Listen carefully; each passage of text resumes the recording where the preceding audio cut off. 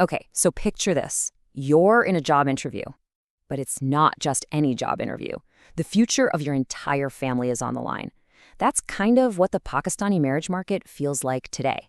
A world where old school tradition and this new intense materialism are just clashing. Today, we're going to pull back the curtain on this really complex, really fascinating world. You know, this one quote from a professional matchmaker, it just hits the nail on the head. It perfectly captures this huge shift that's happened. The focus has moved from, the character of a family to the size of their house and their bank account. We're talking about a total rethink of what family even means here. So that's what we're going to do. We're going to be your guide through this modern-day labyrinth. We'll look at the official wish list that families put out there, and then we're going to uncover the real checklist, the unspoken one that's actually calling all the shots. Right, so to really get a handle on the game, first we've got to understand the new players who are basically setting all the rules. See, back in the day, you had the traditional matchmaker, the Vichylon. She was like a pillar of the community, someone who knew families going back generations. But she's been replaced. Now you have this new breed of consultant, a digital Vichylon, as somebody so perfectly put it. Think of them less as a wise auntie and more like a high-powered corporate headhunter, but for marriage. They're serving this elite, brand-obsessed clientele, charging crazy fees, and they're not there to facilitate a union. No, they provide what they call an opportunity. Kind of chilling, right? Okay, so when these modern consultants first sit down with a family, they get handed this official wish list. And honestly, it's steeped in tradition, filled with all these noble-sounding values that feel like they're from a totally different time. So on the surface, everything kicks off with these really traditional priorities, like husband nasab. It's all about having a good family background, a respectable ancestry. The fundamentals. So, there you have it. That's the official list. It's all about good character, religious devotion, a solid education, finding a compatible partner from a good family. It sounds pretty idyllic, doesn't it? But you're gonna want to hold that thought, because this is where our story takes a very, very sharp turn. All right, now for the real checklist. The one that nobody says out loud, but everyone knows is running the show. And this is where it gets really interesting, or maybe a little disheartening, depending on how you look at it. Matchmakers say there's this pattern, right? After that first formal meeting, once all the nice talk about values is done, the real demands start to come out. The polite chat about character and piety just fades away, and the cold, hard bargaining begins. And wow, does this lay it all out there?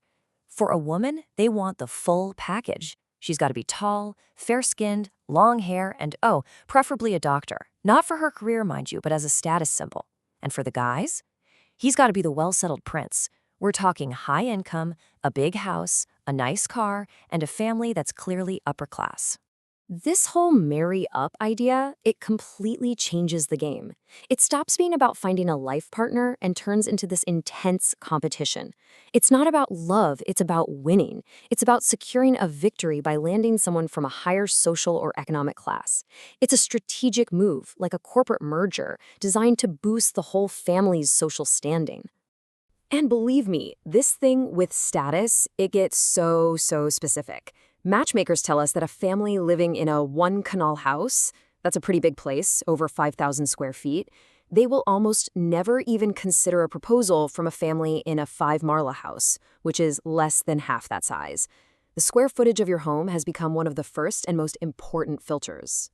So when you've got this laser focus on a materialistic checklist like that, you just know it's going to lead to some pretty wild deal breakers and let's just say, some pretty big double standards. Okay, get ready for this. This next side, it all comes down to one single number. It's absolutely wild.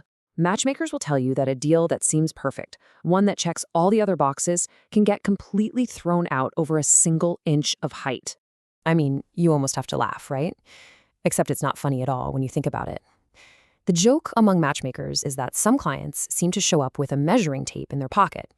If a profile says a girl is 5'5", but in person she's 5'4", that's it. Proposal's off. It's that brutal. And then you've got the double standards. And wow, they are just glaring.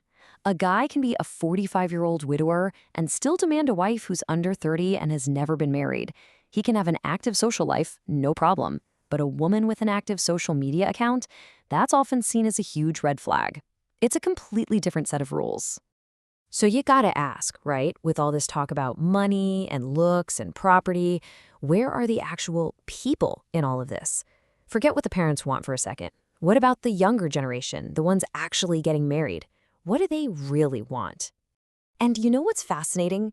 If you actually step outside this bubble of matchmakers and parents, and you look at places like Reddit where young Pakistanis are talking freely, you see something completely different. They're not talking about cars or house sizes. They want connection.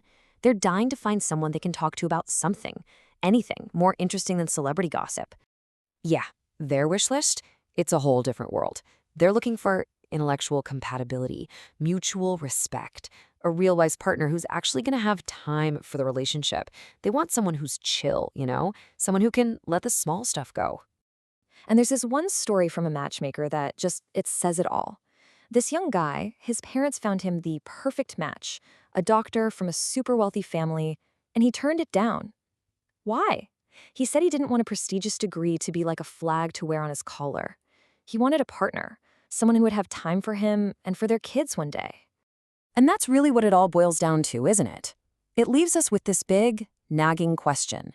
In today's marriage market, are people looking for a life partner, or has it all become a frantic race to acquire the best status symbol? As the whole process gets more and more about numbers and materialism, you have to wonder, what is actually being valued? And maybe more importantly, what's being lost in this modern search for happily ever after?